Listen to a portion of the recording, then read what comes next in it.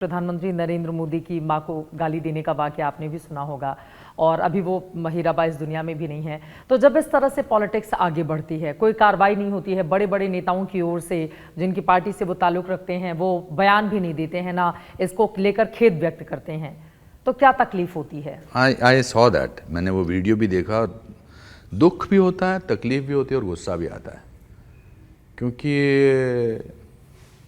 देखिए हम ऐसा नहीं है कि हम आपस में गाली नहीं देते हैं, आपस में देते हैं। दोस्तों के साथ तो दोस्ती का एहसास ही इस बात पे होता है कि आप गाली दे पाते हैं। मगर एक बुजुर्ग देश के प्रधान जिसका और जिनकी मदर का पॉलिटिक्स से कोई लेना देना नहीं है, उनको गाली देना तो बिल्कुल शोभा नहीं देता है। गाली जो है वो कायर लोग देते हैं मेरे हिसाब से। जब मंच से कोई गाली देता है या किसी को बुरी तरीके से गाली देता है, गुस्से में गाली देता है, वो एक आदमी कमज़ोर और कायर होता है, मुझे ऐसा लगता है। और पॉलिटिक्स में भी एक मर्यादा होनी चाहिए, हमेशा होनी चाहिए। राइवलरी में भी एक मर्यादा होनी चाहिए। हम सिकंदर और पोरस की कहानियाँ सुनाते हैं, हम बड़े बड़े लोगों की कहानियाँ सुनाते हैं, तो एटलीस्ट इतनी तो मर्यादा होनी चाहिए कि आपको या तो डांटना चाहिए या क्षमा मांगनी चाहिए। और क्षमा मांगना जो है इंसान की सबसे बड़ी ताकत होती है। तो I was very sad and upset and also for the man जिनकी माँ ने पब्लिकली, हमें पता है कि उनकी माँ ने उनके लिए, मोदी जी के लिए क्या किया है, और बहुत साधारण और जीवन साधारण भी जिया। मतलब साधारण से भी साधारण जीवन जिया है।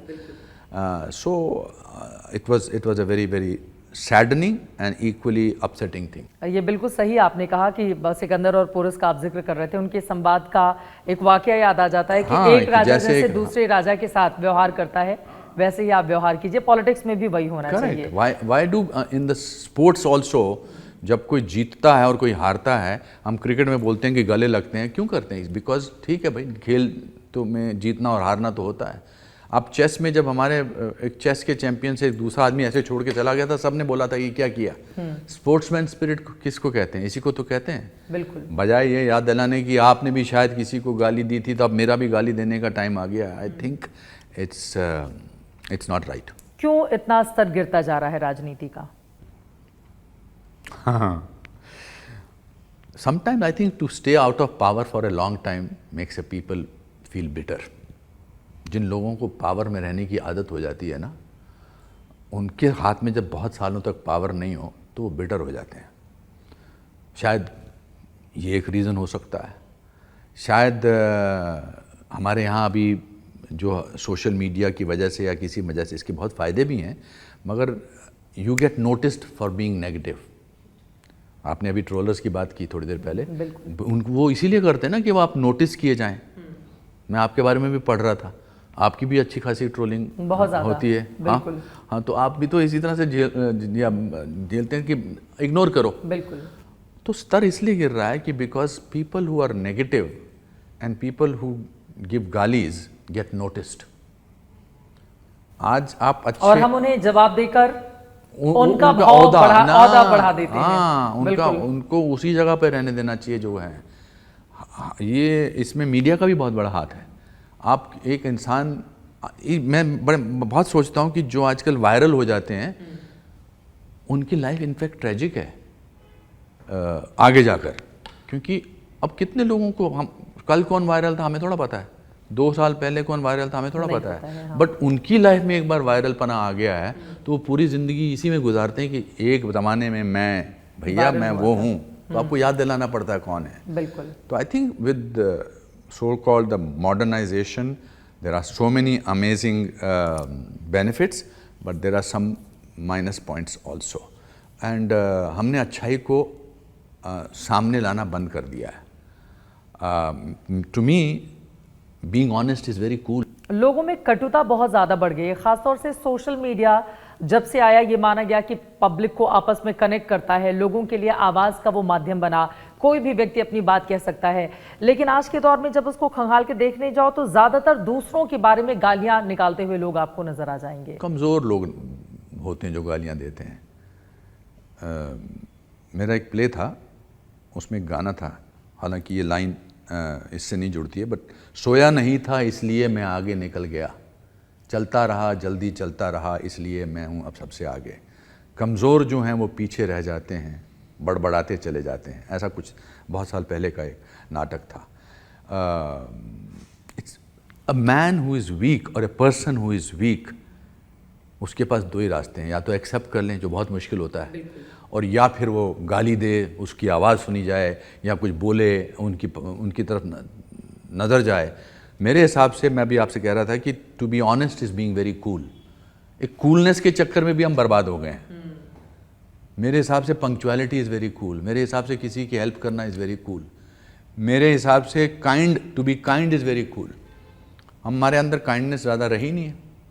बिल्कुल। और आलोचना करना जो है ना, वो हमारे को एक सेंस ऑफ सेटिस्फैक्शन देता है कि ये मेरा कंट्रीब्यूशन है देश को आगे बढ़ाने में। बुराइयां करते रहना बैठकर। हाँ। अगर आपको भारतीय राजनीति से कुछ एक चीज हटानी हो, आपका चूंकि इतना लंबा 40 सालों से ज़्यादा का अनुभव आपका फिल्म जगत का है, और यकीनन आपने बहुत बड़े बड़े किरदार निभाए हैं, जो पॉलिटिशियन रहे हैं, इतनी किताबें आपने लिखी, आप हर मुद्दे पर बोलते भी हैं, कुछ अगर एक चीज़ निकालनी हो तो अनुपम खेर किस चीज़ को हटाना चाहेंगे? We should let the parliament work because we send our representatives. हम वोट देते हैं उन लोगों के लिए, और वो पार्लियामेंट ना चले तो it's a very sad thing to happen. तो जो लोग पार्लियामेंट नहीं चलने देते हैं, I think they should learn to sort of, आप बाकी झगड़े करिए ना बाहर आकर। आपके पास मेरे ख्याल से ऑलमोस्ट 300 दिन होते हैं या 285 दिन होते हैं, आपको अपने कहने का पूरा हक है। और मैं ये इसलिए नहीं कह रहा कि आज कौन ऑपोजिशन में है। I must say that BJP was a very good opposition. It is unfortunate today the opposition is not very strong. एक डेमोक्रेटिक गवर्नमेंट को चलने के लिए ऑपोजिशन का स्ट्रांग होना बहुत ज़रूरी है। अभी आपको लग रहा है कि स्ट्रांग नहीं है? बिकॉज बिखरे हुए हैं। अभी तो उन्होंने SIR के मुद्दे पर आपने देखा होगा बिहार में कैसे अपनी ताकत दिखाई है पूरी। ये तो बहुत बार जुड़े हैं ना, कितनी बार अपने हाथ ऐसे खड़े करके देखा है, कितनी मोदी जी जब से आए हैं तब से तो कई बार इस तरह की तस्वीरें आ चुकी हैं। सब लोगों के हाथ खड़े हैं, वो हाथ खड़े रह जाते हैं। हाथ मिलते हैं, दिल नहीं मिल पाते हैं, आप ये कहना चाह रहे हैं? नहीं, काम नहीं मिल पाते हैं। दिल तो फिर भी मिल सकते हैं, चलो दिल मिलाने के लिए बहुत सारे दिल को, but I think just because some people with different this thing can come together. Audience, मैं हमेशा कहता हूँ कि कैमरा, ये बात मैंने नहीं कही है, इंग्रिड बर्गमैन एक बहुत फेमस स्वीडिश एक्ट्रेस थी, वो कहती थी कि कैमरा डजंट लाई। कैमरा में आपका झूठ और आपका सच पता लग जाता है। बिल्कुल। उससे आप कर ही नहीं सकते हैं। जो डिबेट होती है, जो सच होता है, वो सब नज़र आ जाता है। आप थोड़ी देर के चलो झूठ बोल सकते हैं, मगर नॉट बहुत देर तक। तो मैं बात कर रहा था, आपने मुझसे पूछा था कि क्या एक हटाना चाहेंगे। मुझे इस बात की तकलीफ़ होती है एज ए नागरिक of this place, not as an actor और ए नोन पर्सन, कि यार हम इन लोगों को नुमाइंदा, जनता का नुमाइंदा बन के यहाँ भेजा है। आप you should let the democratic process to go smoothly. एक दिन, रोज दिन, अब तो कागज़ वागज़ भी फेंकने लगे हैं। तो हम किस तरह का एग्जाम्पल पेश कर रहे हैं? जबकि मुझे लगता है कि पॉलिटिक्स में अच्छे लोग भी आने चाहिए, और अच्छे लोग भी हैं। ऑपोजिशन में भी कुछ बहुत अच्छे कमाल के लोग हैं। मुझे लगता है Shashi Tharoor is a wonderful human being. उन्होंने तो शशि थरूर की तारीफ भी आप तभी कर रहे हैं ना, जब हाल के दिनों में हम सब ने देखा कि ऑपरेशन सिंदूर के बाद उन्होंने अपनी लाइन चेंज कर ली, कांग्रेस से बिल्कुल ऑपोजिट जाकर। I also called him up जिस दिन जब वो एक कैंडिडेट बने थे कांग्रेस के to be the president. I congratulated him. हाँ, मुझे लगा दिस इज लेकिन शशि थरूर ने तो दुस्साहस किया था ना, वो कांग्रेस आलाकमान का फैसला थोड़ी ना था, वो उन्होंने तय किया कि मैं चुनाव लड़ने जाऊंगा अध्यक्ष के लिए। नहीं, आई थिंक मिलन देवरा भी बहुत अच्छे हैं। आई थिंक जो कांग्रेस से बीजेपी में आए हैं वो भी बहुत अच्छे हैं। वो सारे अच्छे लगने लगे अनुपम खेर को, जो कांग्रेस से बीजेपी में आ गया। हालांकि शशि थरूर अभी आए नहीं है, लेकिन उनकी कई ऐसी लाइन है जो कांग्रेस को असहज करती है मौजूदा वक्त में। देखिए, अच्छा बुरों के साथ भी हो तो अच्छा ही रहेगा, ऐसा नहीं है। ये जस्ट बिकॉज हीरा जो है वो कीचड़ में पड़ा है तो पड़ा थोड़ा, मतलब उसकी कीचड़ थोड़ा हो जाएगा। I think Jyotiraditya Scindia was also in आगे, वो भी बीजेपी बट वो तब भी बड़े अच्छे थे। हाँ, तो people need to also get into a situation where there is some respectability. अगर कोई काम अच्छा कर रहा है तो हम क्यों उसको क्यों जस्टिफाई करें कि अच्छा काम नहीं कर रहे हैं? अगर प्रेजेंट मौजूदा सरकार, हालांकि मैं अपने आप को पॉलिटिक्स से दूर रखता हूं, बट फिर लोग कहते हैं कि अब तो आप ऐसा कर रहे हैं, अब अगर आप वैसा लेकिन ऐसा करते हैं। कहाँ हो पाएगा अनुपम खेर जी? आपकी वाइफ भारतीय जनता पार्टी की बड़ी नेता हैं और वो सांसद भी रह चुकी हैं, तो अब आप कहेंगे नहीं नहीं मेरा कोई पॉलिटिक्स से लेना देना नहीं है। मेरा देश से लेना देना है। लोग कंफ्यूज करते हैं इस बात को। जो देश के लिए काम अच्छा करेगा, मेरे लिए देश वो अच्छा है। जिस दिन मुझे लगा कि कोई भी देश के लिए अच्छा, मैंने तो मंच पे से कहा था, कलकत्ता के मंच से, वो बहुत बड़ी स्पीच पे मैंने बोला था, if I feel that mister Modi is doing wonderful things for the people of this country, why shouldn't I praise him? आप कह रही हैं कि आपका ध्यान अब शशि थरूर पे ऑपरेशन सिंदूर के बाद ऑफ कोर्स आना, मेरा ध्यान बटा है और मुझे अच्छा लगा है कि इतनी कमाल की डिप्लोमेसी तो उसी को कहते हैं ना जो उन्होंने दिखाई। भाई सुप्रिया सूले जी भी थी उसमें, और भी बहुत सारे लोग थे, पर जब वो पार्लियामेंट में जाते हैं या जो अपने अपने उसमें जाते हैं तो they are sticking to what they are believe in.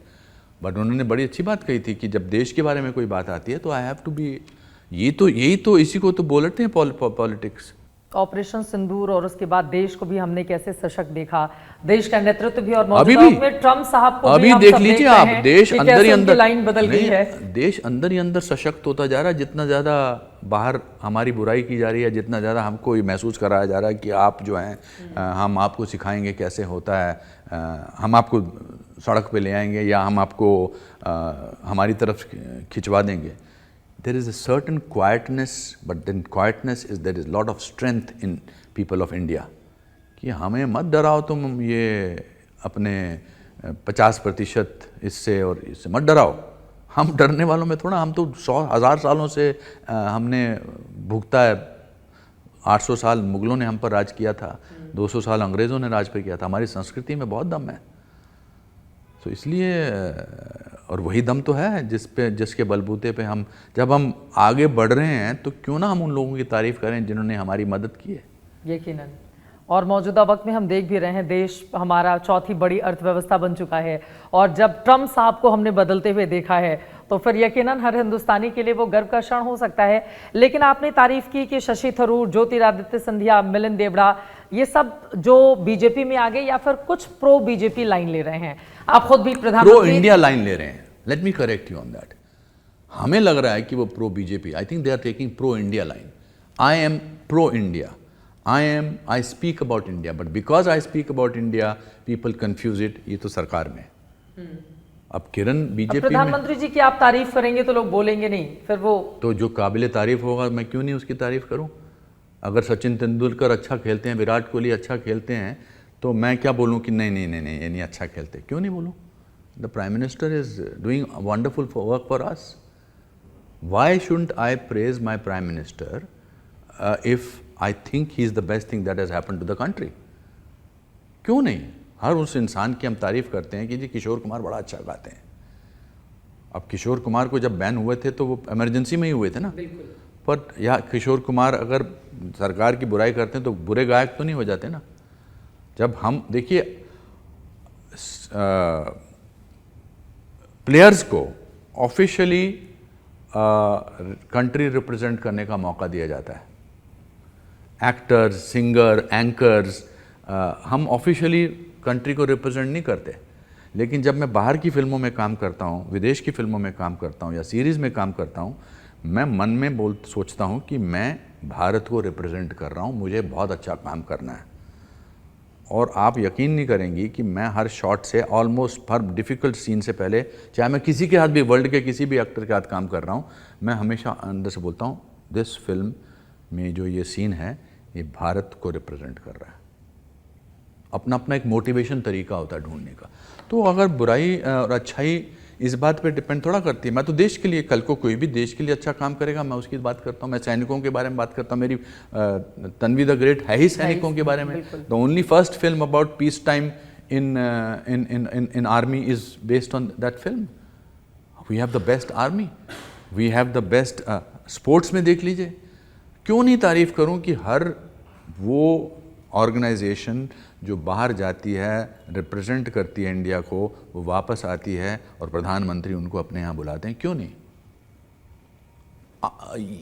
I don't understand this feeling कि अरे हमको नहीं करनी चाहिए। अगर आपने कोई प्रोग्राम अच्छा किया या आपने मुझे फ़ोन किया भी मैं आपका एग्ज़ाम वो इंटरव्यू करना चाहती हूँ, मैंने आपको 1 मिनट के अंदर कहा मैं कल बताता हूँ आपको, और आप आइए, because I think what you do, I think I like it. So why should I pretend? मैं अपने आप से झूठ नहीं बोल सकता, आई एम सॉरी, क्योंकि I am first wanting to be popular with myself then with the world. ठीक है, अब एक सच ये बता दीजिए कि जितने लोग विपक्ष में हैं, बस सत्ता पक्ष में जो आ गए या जो इनकी तारीफ करते हैं वो नहीं, जितने विपक्ष में हैं उनमें सबसे काबिल लीडर कौन लगता है आपको? मैंने आपको बताया ना, शशि थरूर जी बहुत अच्छे हैं। शशि थरूर ही सबसे अच्छे हैं? नहीं, मतलब जो मुझे जिनको मैं पहचानता हूँ बहुत अच्छे हैं। I am not an authority on politics, because एक ज़माने में तो हमको सारे मिनिस्टर याद रहते थे, सब जगह के चीफ मिनिस्टर याद रहते थे। बिल्कुल। अब नहीं याद रहते हैं, बिकॉज अब चेंज वेंज होते रहते हैं जल्दी, या शायद मैं स्कूल या कॉलेज के ज़माने से निकल गया। और मुझे शशि थरूर तब से अच्छे लगते थे जब से वो यूएन के वो थे। उन्होंने वो ऑक्सफोर्ड यूनियन में जो स्पीच दी थी, कमाल की। तब तो फ़ैन तो तभी से बने थे ना हम, मैं तो उनकी शादी में भी गया था। सो हालांकि जब मैंने एक बार उनको इंटरव्यू करने के लिए फ़ोन किया था, मैं अपने कुछ इंटरव्यू करने, तो उन्होंने मुझे कहा था नहीं यार तुम मेरे से उल्टे सीधे सवाल पूछोगे सरकार। मैंने कहा ऐसे क्यों मैं पूछूंगा भाई आपको।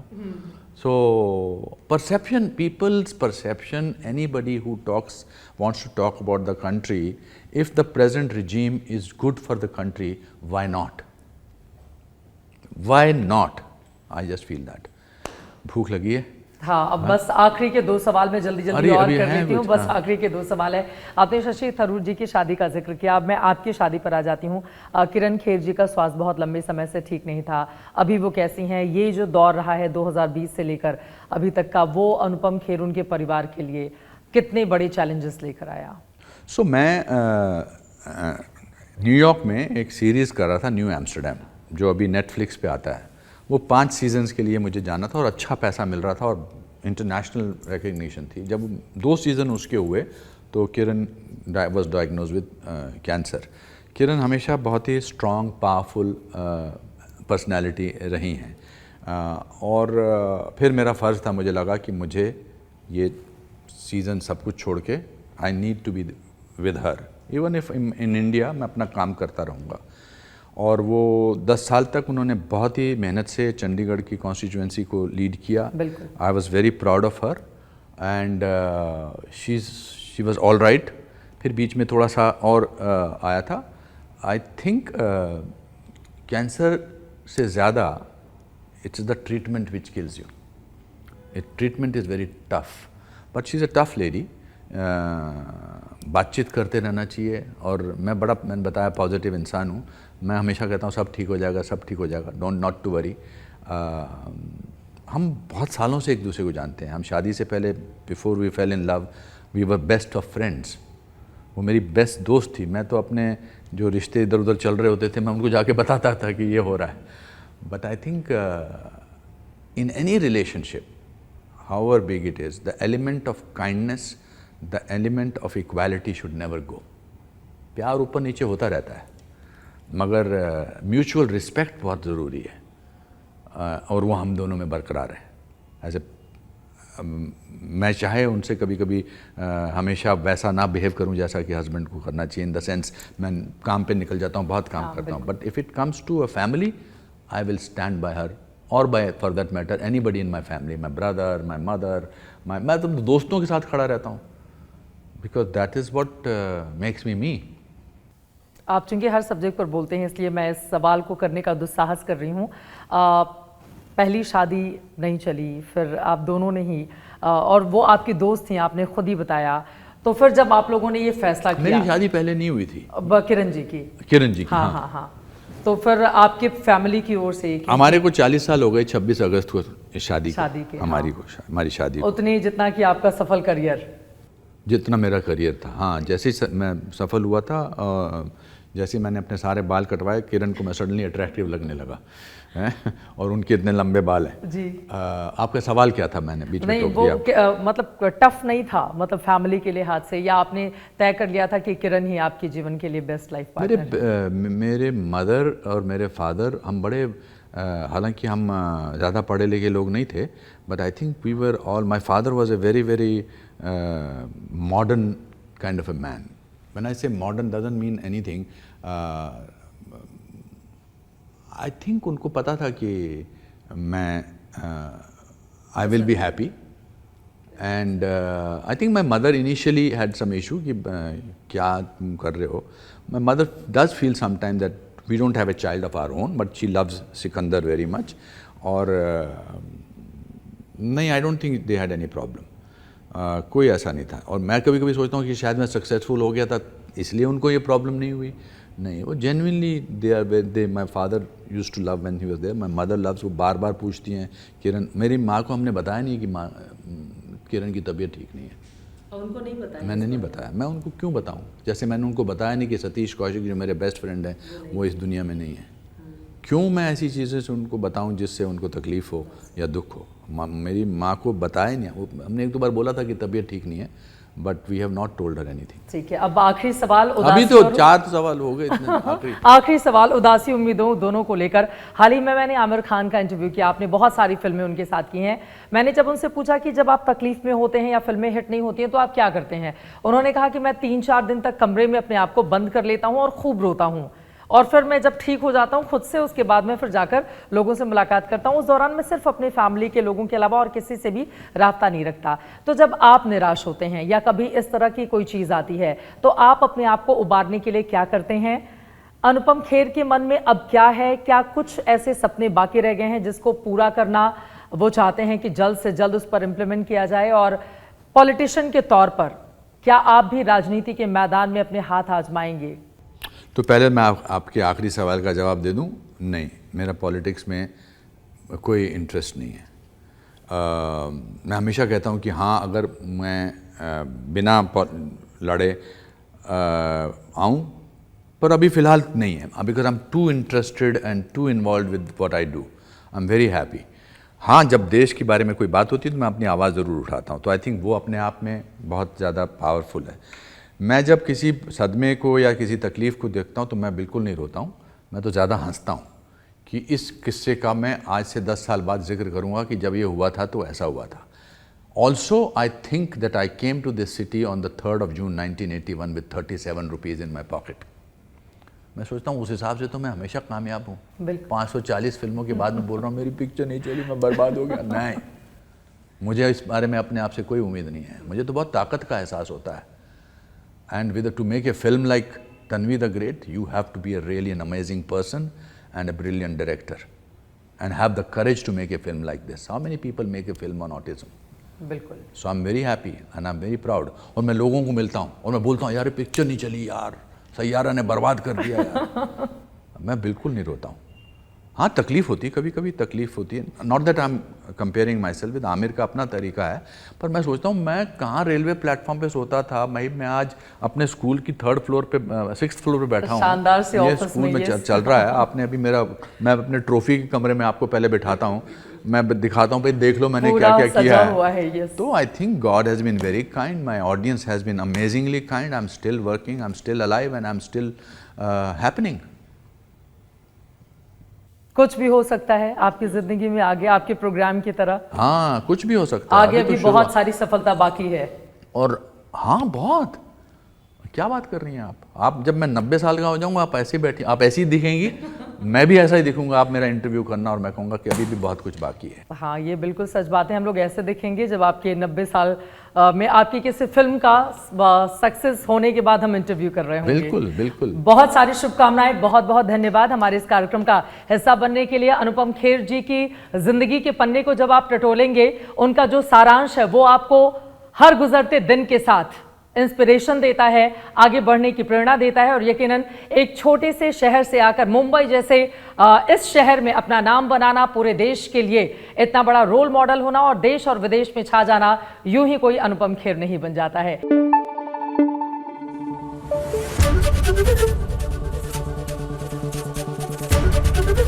एबीपी न्यूज़ आपको रखे आगे.